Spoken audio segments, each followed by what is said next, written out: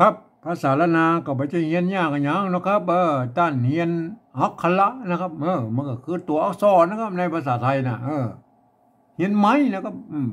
มันก็คือสระนะครับเห็นไหมเอาสองอย่างนี้มาผสมกำกันตามหลักการของภาษาละนานะครับ7 วัน1 เดือนตั้งแต่อ่านออกเขียนได้แล้วนะมันยากก็มันยากอันเรื่องที่มันยากมันก็คือว่าอย่างนี้นะครับถ้าเราจะเอาไปอวดอู้ให้คนอื่นได้ฮู้ได้อ่านตัวเราเนี่ยมันยากกว่านี้แล้วก็เพราะว่าภาษาละนาวของเรามันเป็นภาษาที่มันตายไปแล้วนะครับมันไม่ได้ใจในต่างราชการมาเมินนะครับเนี่ยคนที่บนอ่านออกเขียนได้มันมีน้อยนะครับมีน้อยคนนะครับเพราะฉะนั้นการที่เราจะเอาไปโชว์ให้คนอื่นได้ฮู้ได้อ่านตัวเรานี่นะเราจะต้องใจภาษาอื่นๆมาเทียบเคียงเป็นภาษาละนาวของเรานะครับครับอันภาษาที่มันใกล้เคียงภาษาละนาเฮาเนี่ยก็คือภาษาไทยนะภาษาไทยนะครับเพราะว่ามันเกิดมาจากทีเดียวแล้วครับที่พ่อขุนรามคำแหงทีเดียวนี้แล้วครับมันแยกไปทางใต้หน่อยเจ้าอโยธยาพวกเขาไปแป่งอันอักษรไทยนะครับแยกมาทางเหนือหน่อยอันเจ้าละนาพวกเขามาแป่งเป็นอักขระละนานะครับให้มันเนี่ย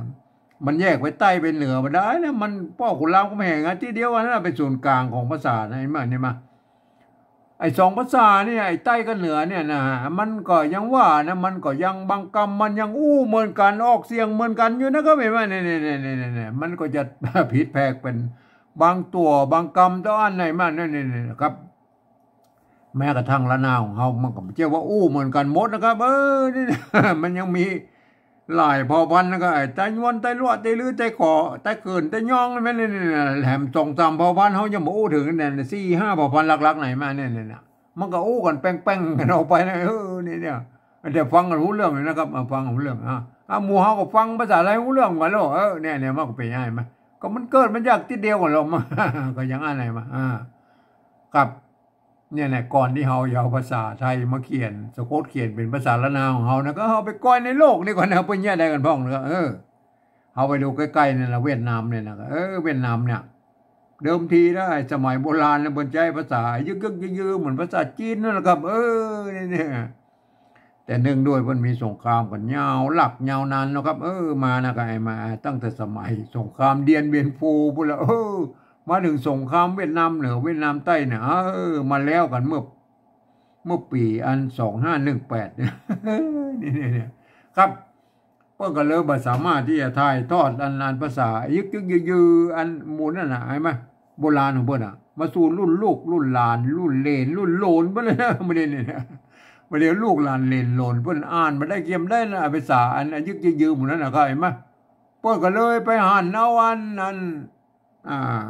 อักษรอาราบิกนะครับบ่เขียนเป็นอันภาษาเปิ้นนะครับเนี่ยแล้วเปิ้นก็ใส่จุดใส่หมวกใส่ขีดใส่หมวกสะพาสะเปดแล้วเพื่อให้มันได้อันตามเสียงอันของอันภาษาเปิ้นไอ้จุดหมวกขีดหมู่นั้นมันก็คือวรรณยุกต์นั่นนะครับนี่มันเป็นอย่างนั้นลักษณะของภาษาปริวัติภาษานะเปิ้นว่ายืมเอาภาษาอื่นๆมาเขียนเป็นภาษาของตัวเก่านั่นไงแล้วก็ปรับปรุงเปลี่ยนแปลงอย่างนั้นที่ปนห้องว่าปริวัติน่ะจะใส่จุดใส่หมวกใส่ขีดอันนั้นน่ะคือปริวัตินะครับเห็นไหมอันนี้คือลักษณะของปริวัติภาษาแล้วกันเห็นไหมเอาไปก่อนในยุโรปหรอกครับอย่างเช่นอันฝรั่งเศสเยอรมันยูเครนโปแลนด์รัสเซียหรือโครเอเชียหรือยุโรปตะวันออกเนี่ยทั้งหลายแหล่เนี่ยเปิ้นกระจายอันลักษณะของการปริวัติภาษากันทั้งนั้นนะครับเพื่อจะเอาภาษาอันอักษรอาราบิกเนี่ยเราไปเขียนเป็นภาษาเพื่อนแล้วไปใส่จุดก็มี2 จุดก็มีหมวกก็มีหมวกปิ้นหมวกโครเอเชียมันง่ายขึ้นมันปิ้นขึ้นมันสลับกับเวียดนามนะเวียดนามมันเป็นกรุ๊ปหุ้มลงเนี่ยมันแล้วแต่ใครจะประดิษฐ์เครื่องหมายยังมาใส่นะครับเนี่ยอันนี้เปิ้นฮ้องว่าเป็นอันการปริวัติภาษานะครับเนี่ยเอาไปก่อนในอังกฤษแล้วก็อันนี้ไปทำลายละเพื่อจะเอาอักษรอาราบิกเราไปเขียนเป็นภาษาของเปิ้นแบบล้นๆเนี่ยนะครับเปิ้นบอกอยู่จังเนี่ยพอเอาก้าอักษรแล้วก็เห็นไหมเนี่ยแต่เปิ้นอนุโลมว่าอันคือผ่านเสียงไปเลยนะถ้าจะเอาเสียงอย่างกันว่าไปแล้วก็เนี่ยมันเป็นยังไงไหมตามบริบทไปเลยนะครับอันคำเดียวกันแล้วเป็นประโยคคำถามนะอันมันก็เสียงแบบนึง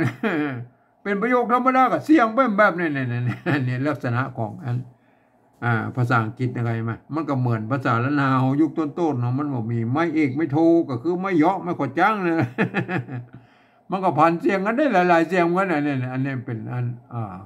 ของอันลักษณะของภาษานะครับก่อนที่เราจะเอาภาษาอันไทยมาเขียนเป็นภาษาละนาวของเรานะครับหรือที่เป็นห้องปริวัติน่ะหมู่เฮาเจ้าละนาเนี่ยควรจะมีอันหลักยึดก่อนนะครับมันไม่ใช่ว่าอันต่างคนต่างเอามานะครับไอ้10 คนมัน10 ความคิดนะครับมันก็ออกมาเป็น10 แบบเลย100 คนมัน100 ความคิดนะมันก็ออกมาเป็น100 แบบนั้นมันจะแตกต่างกันเพิ่มกันไปใหญ่นะก็ถ้าเราสมมุติว่าเรามีอันเอาหลักอย่างที่เพิ่นอันมีอันตกลงกันไว้มีออกกฎอย่างไว้เนี่ยเขาก็จะได้เป็นสื่อกลางของอันละนาวของเรานะครับผมเองนี่ผมใจหลักการของอันสภาวัฒนธรรมมหาวิทยาลัยเชียงใหม่นะครับเพิ่นตกลงกันไว้เมื่อปลายปี28นะครับเพิ่นตกลงกันไว้ว่าอย่างนี้นะครับ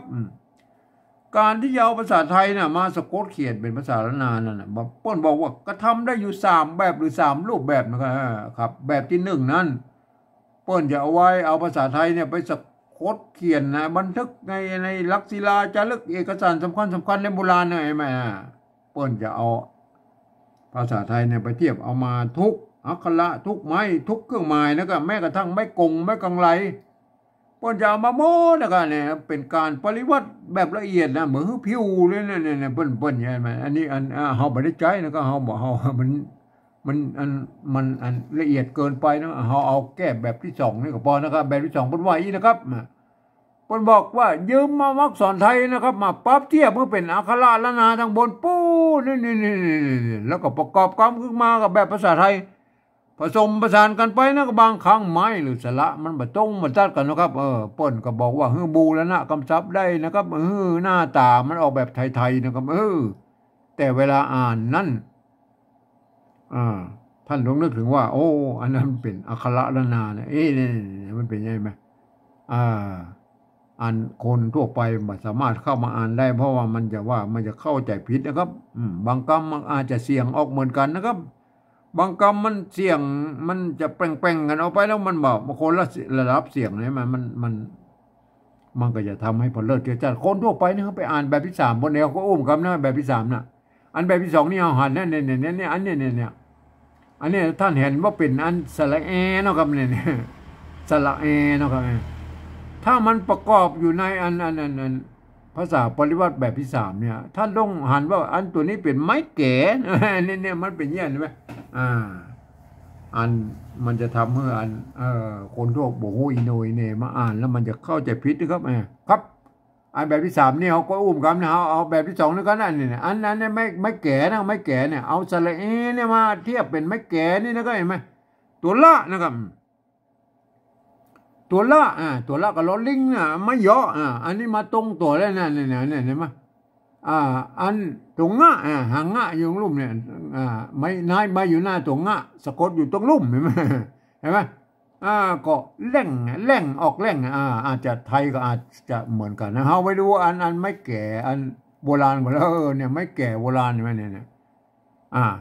ปิ้นเนี่ยดูป้าปิ้นดำคำตัวคำเนี่ยบนตัวข้าหางยาวบนใจมากะวงเลยเนี่ยคำแสนเนี่ยแสนซิกเก้าใช่ไหมซิกใช่ไหมตัวซิกเก้าเนี่ยตัวซะใช่ไหมเพิ่นสร้างมาแล้วนะตัวนั้นนะสมัยนั้นนะซิกเก้าอันนี้โป่งบงไอ้เนี่ยเดามันน่าจะเป็นโป่งข้าวน้อยเนาะมันเป็นอันโป่งเดาอย่างนั้นผมว่าเอาโอเคนะเอาแสนเนี่ยไม่แก่เนี่ยไม่แก่ไหมเพิ่นก็เอาไม้เก๋2 ตัวนะไม้เก๋2 ตัวมาใส่ก็เป็นไม้แก่ไหมแกะเก๋เนี่ยมันเป็นยังไงไหมอันนี้ไม่แก่แล้วก็ไม่แก่สะกดด้วยตัวหน้ามันออกเสียงจัตวาแสนใช่ไหมแสนเอาไปดูตัวต่อไปแล้วกันเนี่ยอันไม่แก่มันเนี่ยอันนี้ก็ไม่แก่มันเนี่ยไม่แก่มันเนี่ยตัวมะตัวไม่แก่ตัวมะใช่ไหมเดือนไฟใช่ไหมเดือนน่ะไม่เกลือนะครับไม่เกลือใช่ไหมอันนี้ไม่เกลือ สะกดด้วยตัวหน้าอยู่ตรงบนพอเขียนเป็นตัวละแต่น่ะเดือนไฟเนี่ยไฟตัวฟ้าพอก็สร้างไว้เท่านั้นแล้วก็ไหมตัวซาตัวฟ้าพอก็สร้างมาแล้วก็มันไม่แก่ตัวมะอ่านมันมีมะยอก็อ่านว่าแม่ลูกอ่อนแม่ลูกอ่อนเนี่ยเนี่ยไอ้ลูกเนี่ยมันไม่ชัดเนี่ยมันแทนตัวการอ่อนมันมีมะยออ่อนนะครับลูกอ่อนเนี่ยเดือนไฟแม่ลูกอ่อนอ่านเป็นยังไงมันนะไม่แก่นะครับไม่แก่ท่านหันยังไม่แก่เนี่ยมันก็เป็นนี่นะของโบราณนะเห็นไหมโอเคนะครับอันไม่แก่นะเป็นไม่ยี่เนี่ยเห็นไหมอันเนี้ยมันสะกดด้วยนะมันออกเสียงโทปกติแร่งนะครับแร่งอันนี้เนาะอันนี้ไม่เก๋ตัวมะนะครับมะไม่กี่นี่อันตัวหางน่ะเมินเนี่ยไหมเสียงสมันเมินเนี่ยไหมเนี่ยอันไม่เก๋นะไม่เก๋ก็ไม่เก๋โบราณเนี่ยบนใจอันร่วมกันนะครับเอาไปพ่อแล้วว่าไม่เก๋ก็ไม่เก๋นะท่านสมัยนั้นเพิ่นยังใจร่วมกันอยู่นะครับก็โอเคนะไอ้มันเนี่ยเดี๋ยวมันเป็นยังไงมันเนี่ยเห็นไหมมันเป็นยังไงนั่นผีอันนี้อ่านผีเสียงจัตวาเลยอันนี้เนาะถ้าเป็นยองพวกอ่านว่าเสือแล้วก็ผีเสือนะผีเสื้อหลวงเนี่ยอ่านสระเอือเห็นไหมเป็นสระเอืออันนี้เป็นสระเอือเห็นไหมผีเสื้อหลวงเนี่ยมันถ้วยน้อยหนึ่งตวงอันนี้เนี่ยก็ว่าเป็นไอ้ผีเสื้อนะครับผีเสื้อหลวงนะครับผีเสื้อหลวงอันเสื้อนะครับเป็นสระเอือนะครับอันนี้เป็นสระเอือเห็นไหมมันสระเอือกับสระเอือเนี่ยมันใจรวมกันนะในโบราณเนี่ยเขาไปดูตัวต่อไปแล้วเนี่ยเนี่ยอันเนี้ยตัวเนี่ยตะกี้เนี่ยเห็นไหมเนี่ยเดือนน่ะเดือนไฟแม่ลูกอ่อนเนี่ยไอ้เดือนเนี่ยอันนี้เป็นสระเอือละเห็นไหมเป็นสระเอือเห็นไหมสระเอือสะกดด้วยอันตัวนะตั้งบนเนี่ยเพื่อเขียนเป็นตัวละแทนเดือนอันว่าเดือนน่ะถ้าเป็นยองก็เดินไฟอันถ้าเป็นทั่วไปก็เดือนไฟแม่ลูกอ่อนนะครับเดือนอันนี้อันเป็นสระเอือนะครับเป็นสระเอือเขาไปดูตัวต่อไปแล้วก็เนี่ยอันนี้เป็นอันเห็นไหมเอานะก็เอานะเอาแล้วนะนะก็เอาอันนี้เราน้ำเห็นไหมน้ำตัวนามีไม้กงกังมนเป็นตัวไม้กำอ่านว่าน้ำก็ได้น้ำอ่านว่าน้ำนะก็เอาน้ำเพิ่งอันนี้เป็นเพิ่งเลยไหมสระแล้วให้สระเห็นไหมเห็นไหมเพิ่งน้ำอ้อยน้ำเพิ่งน้ำอ้อยมันจะน้ำเพิ่งนะมันจะนะครับมันเป็นน้ำเพิ่งนะครับไม่เป็นสระเลยแม่นะแต่กี้มันเป็นสระใช่ไหมสระมันจะลงกันได้ไหมเอาน้ำเพิ่งน้ำอ้อยพริกขิงหอมเนี่ยก็ว่าไปนะไงเพิ่งนะครับอันนี้อันเป็นสระนะเดี๋ยวท่านก็เข้าใจแล้วก็อันนี้ก็เป็นสระนะเห็นไหมอันเมื่อนะก็เมื่ออันสะกดด้วยตัวหน้าก็เมินนะก็เห็นไหมอันเดียวเนี่ยอันโบราณยุคปลายมาเปิ้นก็พัฒนาไปเป็นเอาแยกเป็นสระก็สระไปแยกกันแล้วนะครับสมัยนั้นมันใจร่วมกันอยู่นะครับแร่งเมินนะครับอันนี้ก็แร่งนะครับตะกี้แล้วไม่แก่สระตัวละไม่ย่อตัวงะแร่งหันแล้วก็หันตัวหาไม้ซัดในกรณีนี้มันทำหน้าที่เป็นไม้พัดนะครับเนี่ยหันเนี่ยไอ้ไม้ซัดนี่มันแน่บ้องนะครับมันเป็นสปะนะครับเป็นไม้กักก็ได้นะครับเป็นนั้นกับไม้โกบาลีก็ได้มือเป็นไม้โกเพิ่งเป็นไม้เก๋าอย่างนี้ก็มีนะครับอันเป็นเลข8ก็ได้นะเป็นไม้ใจคู่ได้นะมันสปะสเปดนะมันเป็นอันเป็นได้นักนะครับเนี่ยเป็นไม้โทได้ไม้ขอจ้างนะเนี่ยมันก็นักนะเห็นไหมหันนะเอาไปดูอันโบราณคนละกันโบราณไม้ซัดนะครับไม้ซัดทำหน้าที่เป็นไม้พัดมันนี่มันเป็นยังไงมันเนี่ยอันนี้อันนี้ตัวตะเนี่ยไม้โกบาลีเนี่ยพ่นใส่ไม่กงกับเขาว่าเป็นการอันพูดว่าเป็นอันไม่เก๋าเลยมันเนี่ยบางทีพวกใส่ไม่ซัดบางทีไม่ใส่ไม่กงนะก็แล้วท่านก็หันภัยใจไม่กงกับมาก็ท่านจะไปว่าบนใจไม่ซัดกับอันเนี่ยมันเป็นไม้เก๋าเนี่ยก็ว่าจะไปว่าบนนั้นก็ไอ้เต้านั่นเนี่ยตัวตะใช่ไหมตัวตะอันเต้าอะไรอันเต้าได้นะกรณีนี้อ่านว่าเต้านะเสียงโทปกติเต้ากันเนี่ยไม้ซัดทำหน้าที่เป็นอันไม้พัดอะไรเนี่ยกันเนี่ยแม่กันเสียงจัตวาหันนะแกไอ้แม่หันกันเนี่ย ถ้ามันเป็นตัวฟ้าอักษรต่ำเนี่ยมันสะกดด้วยตัวกะนี่มันเป็นฟักเสียงตีไปเลยเนี่ยอันนี้ก็ไม่ทำหน้าที่เป็นไม้หันอากาศเหมือนกันนี่แหละไม่เนี่ยไม่โอเคนะครับเห็นไหมทำหน้าที่เป็นอันไม้พัดเหมือนกันเห็นไหมฟักเต้ากันฟักตำพงจากแห้งเนี่ยเขาว่าไปนะกันนี่ไหมกันก็ฟักเนี่ยอันนี้คือทำหน้าที่เป็นอันไม่ทำหน้าที่เป็นไม้พัดนะครับเนี่ยมันก็มีหลายอย่างนะอันไม้ซัดเนี่ยนะครับเห็นไหมตัวต่อไปลายเนี่ยตัวละไม้กาตัวหญ้าเห็นไหมเนี่ยอันไม้กาสะกดด้วยหางหญ้านะครับเห็นไหมลายนะครับเราไปดูเราไปดูไอ้โบราณกันแล้วกันลายเนี่ยเห็นไหมอันไม้กาแล้วก็ดูไม้กาก่อนเนี่ยไม้กาเนี่ยไม้กาเห็นไหมไม้กาเนี่ยไม้กาตัวหะนะครับเห็นไหมอันตัวหะไม้กานะตัวหะไม้กานะเนี่ยมันกูรู้ไม้กาเพิ่นนะครับเห็นไหมเพิ่นจะเขียนมาอันเนี่ยวงก็มาอย่างนี้นะแล้วเพิ่นมีหางนะครับเพิ่นมีหางตวัดหางกันไปนะครับสะกดด้วยตัวหญ้าเห็นไหมหางหญ้าเพิ่นก็ม้วนลูกตรงลุ่มเนี่ยไปเขียนไปทางบนพุทธก็เห็นไหมเนี่ยอันนี้หางหญ้าเนี่ยไหมหายเนี่ยออกเสียงจัตวายไหมเขาไปดูตัวต่อไปแล้วก็หายอันนี้เราเนี่ยไอ้ลายตะเกียบมันละเนี่ยน้ำเห็นไหมน้ำเนี่ยน้ำเห็นไหมตัวนาไม่กำน้ำลายหายเนี่ยน้ำลายหายลายตะเกียบน่ะลายแซงเนี่ยเห็นไหมลายไหมตัวละไม่กาหางเนี่ยเห็นไหมลายแซงอันเนี้ยปุ๊ออกปากปุ๊อ่านว่าปุ๊ปอบปุปะไม่กูปุ๊อันนี้ออกไหมออกไม่ก่อไหมนะไม่ก่อเพื่อนเนี่ยเพื่อนใส่ไม้ซัดตำบลมันแตนตกกะอยู่ข้างๆนี่ออกปากเนี่ยไม้ซัดนี่ก็แตนตกกะอยู่ตรงลุงก็ปากเอาเนี่ยปากใช่ไหมหายลายแล้วก็ลายดูลายเนี่ยลายโบราณพวกก็เขียนอย่างนี้เนี่ยลายไหมเอาลายอันนี้ก็ลายสมัยนี้ก็เขียนนี้เนี่ยลายเอาอันนี้แร่งกับอุตกี้นะไม่แก่ตัวละไม่ย่อมันตัวง่ายมาแร่งนะครับอันนี้ตัวขะกั้มนะครับกั้มตัววะกั้มตัววะตัวขะกั้มตัววะมันไม่ใช่ตัวสะกดเป็นตัวกั้มนะครับข้าหวายนะข้าหวายนะข้าหวายก็อ่านว่าขวายนะก็อ่านว่าขวายอ่านว่าขวายใช่ไหมเขาไปก้อยอันนี้อ่านว่าขวายเสียงจัตวาตรงตัวกันหมดเนี่ยเอาวันนี้นะครับเห็นไหม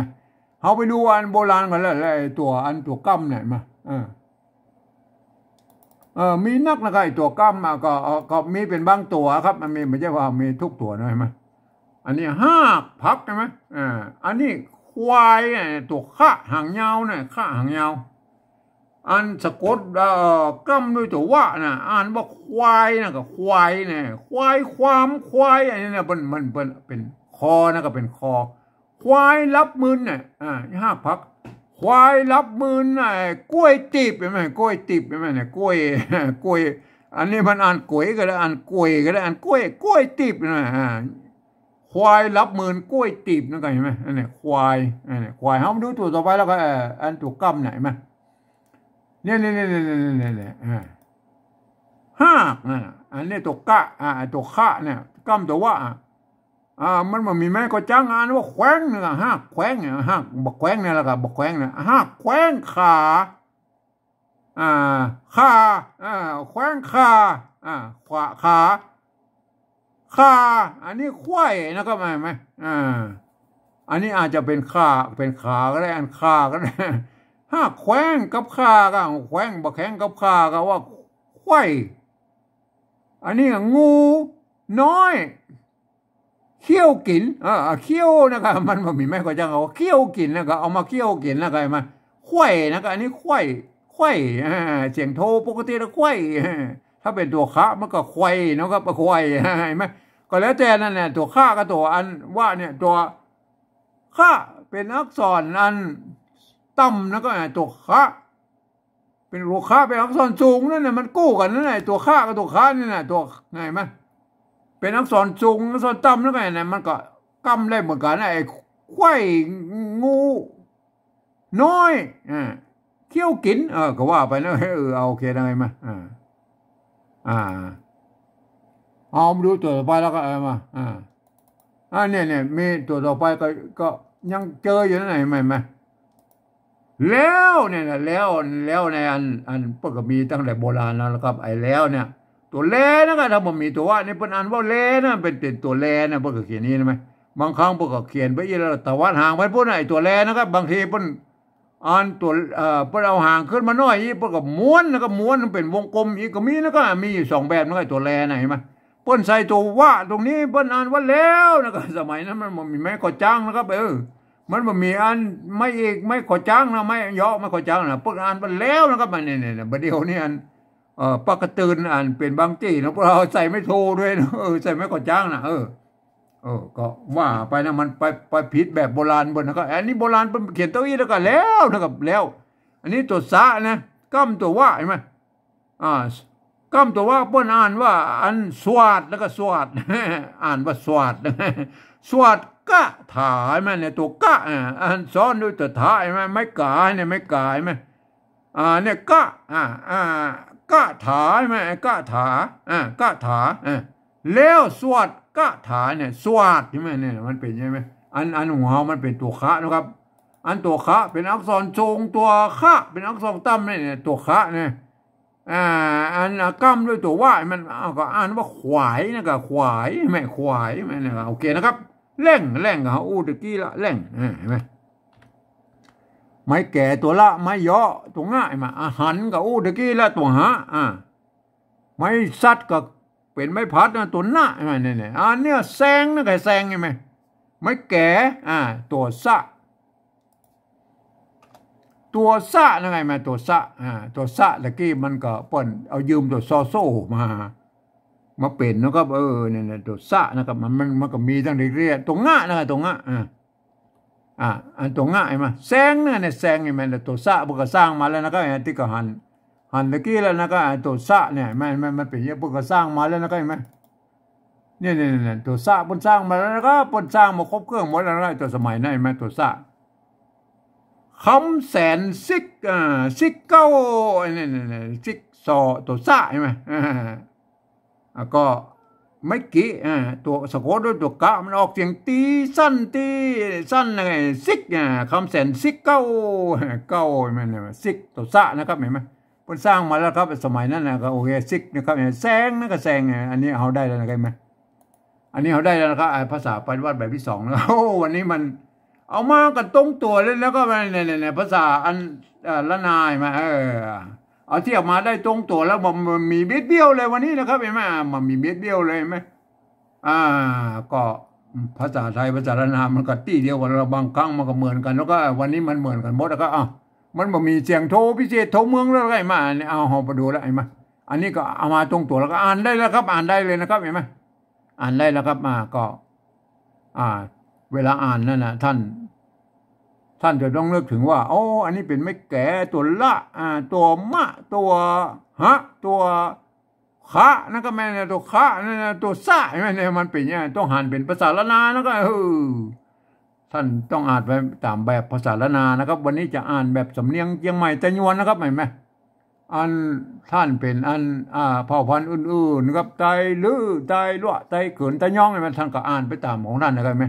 อันภาษาแบบที่2นี่ควรจะเขียนได้เหมือนกันนะเหมือนกันแต่เวลาอ่านนั้นท่านก็ไปอ่านตามสำเนียงของท่านนะครับเห็นไหมอันนี้มันเป็นภาษาที่มันที่จะใช้ร่วมกันได้นะครับเห็นไหมอันภาษาปฏิวัติแบบที่2เนี่ยครับหลักการมันมีอยู่ว่าอันยืมมาอักษรไทยปั๊บที่เป็นอักขระและนามตำบลปูนเนี่ยแล้วก็ประกอบคำคือมาแบบภาษาไทยผสมผสานกันไปไหมบางครั้งไม้หรือสระมันบะตรงมาตัดก็ฮือบูแล้วหน้าคำศัพท์ได้ฮือหน้าตาแบบไทยๆไหมเนี่ยเวลาอ่านนั้นท่านต้องนึกถึงว่าเป็นอักขระละนาท่านคนทั่วไปบัดสามารถเข้ามาอ่านได้เลยแม่ก็ประกาศอ่านกันไหวนะครับวันนี้จะอ่านแบบสำเนียงเชียงใหม่ตะยวนนะครับแร่งเมินแร่งหันลายแร่งควายแร่งหันแซงอันนี้คือสำเนียงเชียงใหม่นะครับถ้าเป็นอันสมัยอันไตยองนะครับมันก็จะเนอกันออกไปนะก็เห็นไหมสำเนียงไตลื้อมันก็ไปลำปางมันก็เวลาหันเนี่ยมันหันลายเนี่ยนะสำเนียงไตลื้อนะครับหันลายอันหันเนี่ยนะอันเปิ้นนั้นไตยวนเชียงใหม่เป็นออกหันเสียงจัลวาลากยาวๆนะครับถ้าเป็นอันไตลื้อเปิ้นก็หันมันออกสั้นๆนะก็ห้วนๆนะครับ แรกมันก็เป็นเสียงงั้นจัตวาอยู่ดีๆนะก็อันปลายมันแบบใกล้เสียงตีว่าหันมันเป็นหันได้มันเป็นหันมันห้วนสั้นๆเลยมันอันนี้ใจลือมันเป็นยังไงก่อนแล้วแต่นะสำเนียงของอันไตยองไปแบบนึงก็ว่าไปนะครับครับอันนี้ได้แล้วนะครับแบบที่2นะครับเห็นไหมอันที่นี่เรามาอู้ถึงแบบที่3นะครับตามหลักการของอันสภาวัฒนธรรมมหาวิทยาลัยเชียงใหม่นะครับเปิ้นบอกว่าอย่างนี้นะครับหลักการเปิ้นบอกว่าฟังเอาเสียงภาษาละนาทั้งบนปูนี่เปิ้นเปล่งเสียงออกมาอย่างไรล่ะก็เอาภาษาไทยเขียนไปจะนั่นเห็นไหมเปิ้นอู้ตัวเอี้ยแล้วก็เปล่งเสียงมาคือกระบู้นะครับเห็นไหมแต่พวกก็ลืมนึกไปเนาะว่าอันภาษาไทยมันเป็นระบบ5เสียงนะครับอันภาษาละนามันเป็นระบบ6เสียงนะครับเห็นไหมจะเอา5เสียงมาเขียน6เสียงนั้นมันได้เสียงบ่ครบนะครับเห็นไหมอันโดยเฉพาะอันที่มันเขียนมาได้ก็คือเสียงโทพิเศษโทเมืองนี่แหละก็เห็นไหมเนี่ยมันเขียนมาได้เพราะอย่างเพราะว่าอันภาษาไทยเพิ่นบ่มีเสียงนี้บ่ก็ว่าสร้างวรรณยุกต์ฮื้อเนาะท่านก็ไปดัดแปลงกันเอาเองเนาะปฏิบัติของปฏิบัตินั่นแหละเห็นไหมก็สุดแล้วแต่ไผมันนะครับอันผมเองนี่ผมได้ใช้จุดประดับไว้อันที่เปิ้นเขียนมาได้นะเสียงโทพิเศษตัวอื่นก็สะกดไปตามนั้นนะไม่ต้องไปยุ่งเปิ้นเห็นไหมที่เปิ้นได้เห็นไหมก็มีอันเสียงจัตวาเล็กน้อยที่เปิ้นเขียนอันผ่านไปได้เฮาก็อันบ่เอากฎเกณฑ์อย่างต่างๆของอันภาษาไทยมันมาแล้วเฮาก็ใส่ไม่จัตวาเข้าไปนะมันได้เสียงจัตวาเนี่ยมันเป็นยังไงมั้ยคำที่เป็นอยมันก็อันเปิ้นก็ยืมเอามาเป็นยอยักษ์ไข่นะตัวยอยักษ์ตัวเดียวเราเป็นตัวเนี้ยแม่เนี่ยตัวยอนี่แม่มันเป็นยังไงมันเลยต้องไปเป็นตามนั้นใช่ไหมเนี่ยอันนี้เอามาฟังเลยนะก็เนี่ยฟังเป็นตัวไปนะเฮาสะกดเขียนมานี่นะก็เห็นไหมอันถ้ามันผ่านได้นะก็จะผ่านเนื้อดูนะไออันเสียงโทพิเศษถ้ามันผ่านได้ก็จะผ่านเนื้อดูนะตัวเราไปตัวนี้ก่อนนะเห็นไหมเฮาบ่พอว่าเฮาฟังอย่างเดียวนะก็อันรับตาให้ก็ได้นะก็แล่งนะก็แล่งนะใช่มั้ยไอ้ตัวแรกเนี่ยแล่งนะอันนี้แบบที่2นี่ก็แล่งเอาเฮาบ่พอแล้วเอาแล่งไทยใส่นะครับเต้ากันเลยแล่งเนี่ยเต้ากันนะครับเต้ากันเห็นมั้ยเหมือนกันเลยแต่งเนี่ยตัวเราไปแล้วครับภาษาละนาเปิ้นเมินก็เมินเสียงสมัญแล้วก็อันนี้แบบที่2ก็เมินเอาเมินไทยใส่แล้วก็เมินไปเขียนอะไรแบบภาษาไทยเหมือนกันแล้วแล่งเมินเต้ากันเลยมั้ยเต้ากันเลยมั้ยอันตัวเราไปแล้วครับแล่งนี่ก็บ่มีปัญหาแล้วตะกี้ละแล่งแล่งอันนี้เหรอหันเสียงจัตวานะครับหันเสียงจัตวานะอันนี้ก็หันเสียงจัตวาแล้วก็เห็นมั้ยอันก็เอาหันไทยใส่แล้วก็หันบ่เขียนจะได้เหมือนกันแล้วแล่งเมินแล่งหัน เหมือนกันว่าอันนี้ตัวเราไปแล้วลายนะก็ลายอันนี้แบบ2ก็ลายเอาเฮาบ่พอทางบนว่าเอาลายใส่ลายเต้ากันแล้วแล่งเมินแล่งหันลายมั้ยเต้ากันหมดแล้ววันนี้เห็นมั้ยแล้วมันบ่มีอันที่มันบ่เหมือนกันแล้วเห็นมั้ยวันนี้นะครับเอาตัวลงไปแล่งนะก็แล่งเฮาก็ตะกี้ละแล่งควายนะควายเห็นมั้ยควายมันออกตัวกำนะควายนะอันนี้ก็ควายนะก็เอาเฮาบ่พอทางบนเอาควายขนควายอะไรเนี่ยควายใช่แล้วเหมือนกันแล้วควายแล่งควายอันนี้แล่งก็ตะกี้ละแล่งมันมีปัญหาแล้วหันก็มีปัญหาแล้วมันก็ตะกี้ละหันแล้วก็หันตัวต่อไปแล้วตัวสุดท้ายแซงเพิ่นซอแซงแล้วก็เอาเฮาบ่พอทางบนพุ่นละเอาแซงไทยใส่แล้วก็พวกก็ใจซอโซ่เหมือนกันแซงวันนี้มันเหมือนกันหมดเลยมันเหมือนกันหมดเลยมั้ยวันนี้มันเหมือนกันหมดอ่ะก็ภาษาไทยภาษาละนามบางครั้งมันก็เหมือนกันลูกครับมันเกิดมาจากที่เดียวกันที่พ่อของเรากำแหงเนี่ยเห็นมั้ยก็ท่านก็ต้องไว้พิจารณากันนะก็บางกรรมมันก็ยังเหมือนกันอยู่แล้วก็เนี่ยในวันนี้มันเหมือนกันหมดในวันนี้นะแล่งเมินแล่งหันลายแล่งควายแล่งหันแซงเห็นมั้ยนะแล่งหันแซงเห็นมั้ยวันนี้มันเต้ากันหมดเลยนะครับเห็นมั้ย อ่าก็ถ้าสมมุติว่ามันมีอันตัวอันเสียงโทพิเศษทั่วเมืองนะครับผมเองจะใส่จุดไปประดับไว้นะครับก็เพื่อเป็นข้อยกเว้นนะครับบางตัวนั่นแหละที่มันอันผันเสียงมาได้นะครับสระเสียงสั้นเนี่ยมันก็ใส่ไม่จัตวายไม่เอกไม่โทไม่จีจะว่าผมก็อันงดเว้นไอ้กฎเกณฑ์ของภาษาไทยลงไปนะก็ไอ้แม่ก็เขาก็เอาใส่ไม่จัตวาครับเพื่อนนะก็ไอ้แม่กรรมที่เป็นอยนี่คือหมายความว่าเป็นอันยอยักษ์ไทยนะครับกลยอยักษ์นะเป็นอันยอยักษ์ละนานนะครับถ้าท่านหูหลักการนี้นะท่านก็จะอ่านไปเลยแล้วนะครับไม่จะได้สำเนียงเชียงใหม่แต่ยวนไปเลยนะครับก็อ่านกันว่าอย่างนี้นะครับเนี่ยอ่านของเขาเนี่ยวันนี้อ่านสบายนะครับวันนี้อ่านว่าอย่างเงี้ยแร่งเมินแร่งหันลายแร่งควายแร่งหันแซงอันนี้สำเนียงเชียงใหม่แต่ยวนนะครับถ้าจะบนอันเป็นสำเนียงอื่นๆมันก็จะเพี้ยนกันไปนิดๆนะครับอันแบบภาษาปริวัติแบบที่สองเนี่ยในมันถ้าจะเป็นไตยวนไตลวดไตลื้อไตเกิดไตยองก็ควรจะเขียนเหมือนกันนี่เลยเห็นไหมแต่เวลาอ่านแล้วก็ออกไปสำเนียงของท่านนะครับเห็นไหมก็ควรจะเป็นสื่อกลางของอันภาษาละนาเฮานะครับเห็นไหมครับก็ท่านจะต้องหันไว้ตัวละนะครับตัวมะนะครับตัวหะนะครับตัวข้าเห็นไหมตัวซะเห็นไหมเนี่ยมันจะเป็นไหมต้องหันว่าเป็นอักษรละนาแล้วก็อ่านไว้ยี่นะครับแร่งเมินแร่งหันลายแร่งควายแร่งหันแซงเนี่ยก็อ่านได้เท่ากันนะวันนี้อ่านได้เท่ากันนะอ่านภาษาละนาทางบนปูนไม่ส่วนใหญ่แล้วปกติกันได้ยี่นะครับเห็นไหมก็ยังว่านะมันบางกรรมมันภาษาละนามันมาจากหลายที่นะครับอันของเฮามันมีหลายเผ่าพันธุ์นะ4-5เผ่าพันธุ์หลักๆนะแต่ยวนแต่โลแต่เลยแต่ขัดแต่ยองเห็นไหมนะบางครั้งปกติถ่ายทอดกันมาตั้งแต่สมัยเก่าเงาของพวกนั้นแล้วก็มาถึงประเดี๋ยวนี้ปลายบางทีมันอาจจะเขียนเพี้ยนกับไปนิดมันก็ว่ากันไปนะก็เฮาก็จะไปอันว่าไผนะก็ก็อันก็เขียนกันไปนะครับก็เฮาก็วิเคราะห์ตามเอากฎเกณฑ์ของอันภาษาโบราณเป็นหลักกันแล้วกันนะก็ก็ถ้ามันมีหลักฐานในโบราณก็โอเคนะก็โยนลงไปนะก็วันนี้เนี่ยไหมวันนี้มันคงจะเขียนได้เต้ากันอย่างนี้นะครับเห็นไหมเนี่ยวันนี้จะอ่านแบบสำเนียงเชียงใหม่แต่ยวนนะครับเห็นไหมแร่งเมินแร่งหันลายแร่งควายแร่งหันแซงอันนี้คือสำเนียงเชียงใหม่แต่ยวนนะครับเห็นไหมมันออกเสียงกันอย่างนี้นะเห็นไหมมันเป็นยังไงถ้าเป็นสำเนียงอื่นๆมันก็ยังว่ามันก็จะแป้งกันออกไปนิดๆนะครับเห็นไหมก็สุดแล้วแต่นะครับเห็นไหมมันแล้วนาเฮามีหลายภาวันมันก็ยังไงได้มันจะมันก็เหมือนกันหมดนะก็ใช่ไหมมันก็กลุ่มละนามของเฮานะก็ใช่ไหมครับวันนี้เป็นการปฏิวัติภาษาละนาโดยเอาภาษาไทยนะครับภาษาละนาแบบสำเนียงไตยวนนะครับเชียงใหม่โดยเอาภาษาไทยมาเขียนนะก็ใช่ไหมครับก็เขียนกันได้อย่างอี้นะครับไหมในแนวแบบอี้ตามที่ผมอธิบายมาเบื้องต้นเลยไหมครับถ้าท่านเป็นอันสำเนียงอื่นๆนะครับไตลื้อไตลั่วไตเขื่อนไตยองท่านก็ไปคิดคนกับเอาเองนะแบบที่3เนี่ยแบบที่3เนี่ย